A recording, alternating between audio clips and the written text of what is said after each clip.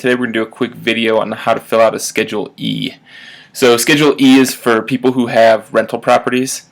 There are other uses for it, for royalties if you have like oil, stakes in oil wells and stuff like that. But for today's purpose, we're just going to focus on people who have rental properties, whether it's just a single-family house you rent out, or multi-family house like a duplex or a triplex, or if you have commercial real estate property. It's all going to be reported here on Schedule E. So looking down here, you go to the form. So what Schedule E looks like. So the first one, Part 1 here, they're going to ask you, did you make any payments in 2012 that require you to file Forms 1099? So again, a 1099 is just if you paid someone over $600 to do work for you and they weren't an employer, they were just an individual contractor, you're going to have to issue them a 1099. So if you did pay one person more than $600, you're going to click yes here. Part B is just if yes, did you or will you file required forms? And you better click yes here if you clicked yes above. Alright, so the physical address for each property, typically when you're using tax software you'll fill out a separate one for each property, so we're just going to put one here. 611 North Street. We'll use my hometown here, Willard, Ohio, 44890. Okay, so type of property. Typically there'll be a drop-down menu here when you're filling out in tax software. Residential, commercial, multifamily, stuff like that. So we're just going to say this is a residential property. Fair rental days. How many days did you use this as a rental versus how many days did you use it for personal use? If this is a traditional rental property, this is going to be 365. You're not going to use it for personal use. If you do use it for personal use, it brings up a whole other set of tax rules there, so we won't get into that today, but that's for people who mostly have vacation properties, and they use part of it themselves and then rent it out for other parts of the year. So for now, we're just going to say 365 there. Okay, so here we get into the good stuff. Part 1 is income, rents received. Now, this is a lot of people try and give me this number. They take the rents they receive, so let's say they get $1,000 a month, that's $12,000 a year, and they subtract their mortgage payment from that. That is not what you do here. This is just exactly what you received in rents. So if the rent that your tenant pays you is $1,000 a month, and they were there all year, you paid $12,000. You received $12,000 in rents for the year. Royalties, we'll ignore that for now. Again, that's for people who have stakes in like oil wells and stuff like that. Okay, line 5 here, we're getting into expenses. Advertising expenses. This is typically if you had to put it in a newspaper or spend money on the internet to advertise it. So it's usually not huge money for rental properties, but it could be depending on how big the property is. We'll say you spent $200 for the year. Auto and travel. So again, as we looked at with Schedule C on business income, you can typically, most people use a standard mileage rate, which is 55.5 cents a mile. And they're going to let you take that for any traveling you did for that property. If you had to go and show a tenant the property, if you had to go and make a repair, any reason you had to go to that property or travel somewhere else in regards to that property, if you had to go drive 100 miles away to pick up something that you had to install onto the property, that would count as travel. So we'll say you had $500 in travel expenses. Cleaning and maintenance. Now, this is a big distinction between cleaning and maintenance and, actually, we'll get down to that in repairs. But for now, cleaning and maintenance, if you had a renter moves out, you had to have someone come in and clean the carpets and paint the walls, stuff like that, $300. Commissions, if you had to pay anyone commissions to maybe rent the property out for you. Insurance, this would be your homeowner's insurance. You can't deduct on your personal property, and a rental property you can. So we'll say $800 a year. Legal and professional fees, these would mostly be accounting fees, what you paid your CPA to prepare this portion of your tax return. Or if you did have any legal fees that you had to, the good one is getting people evicted from the property. That could go here. So $500 there. Management fees, if you have a property manager, typically that'll be 10% of rent. So we'll say $1,200. Okay, mortgage interest. Another one that people get confused. So a lot of people think they can deduct their entire mortgage payment off their rent. This is not true. The only portion you can deduct is the interest you paid.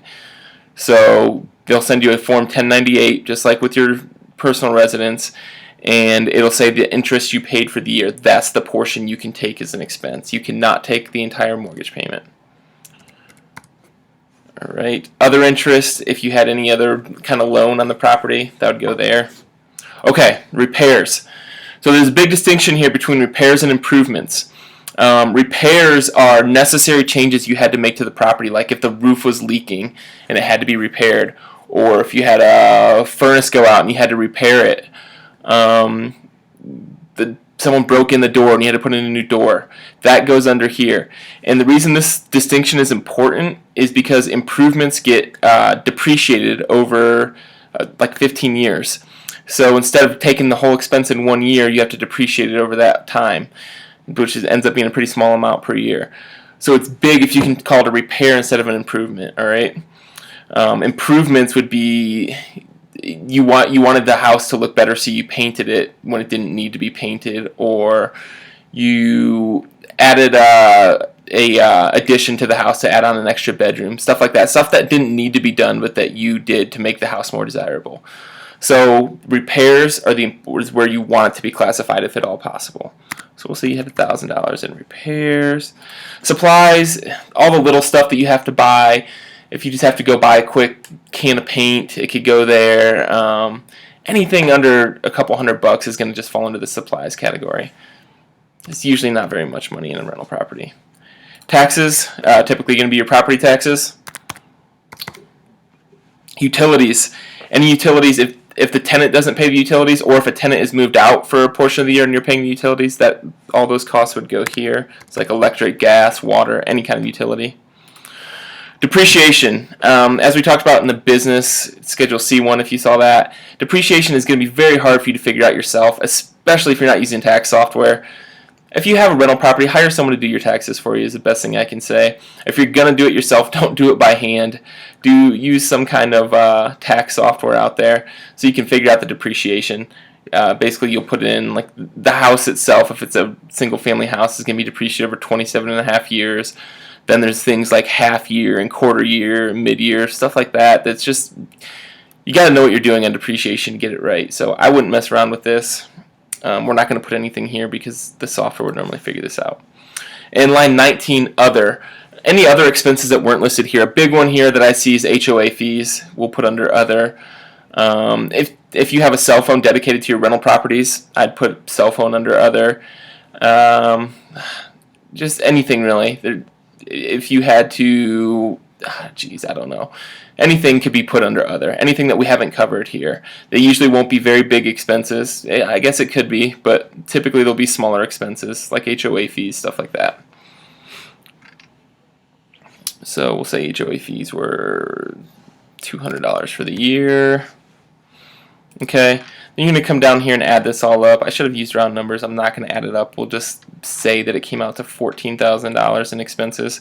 So typically rental properties are going to lose money, especially if you have a mortgage on them. The IRS doesn't expect you to make money on them if you have a mortgage. And that's one of the reasons I highly recommend having rental properties for people who qualify to take the loss, which is basically people who make $150,000 or less per year. You can take up to $25,000 of loss against your ordinary income. And it's kind of just a paper loss. A loss on a rental property isn't what I would call a real loss. So I highly recommend it. If you fall into the category that you can take it and you have the opportunity to get a rental property, it can be big for your taxes. So in this case, we estimated that expenses came out at $14,000. So their total for the year would be a $2,000 loss. We'll say they didn't have any limitation. Again, the limitation starts when you make $100,000, and it slowly phases out the amount of loss you can take until you reach $150,000 in income, and then they completely wipe it out. So if you're making under $100,000, they're going to let you take that full $25,000 loss if you have it, or they'll start phasing it out after $100,000.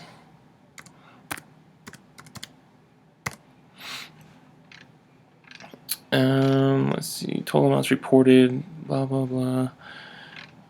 Losses. So here's the loss that you're going to report for this year. $2,000.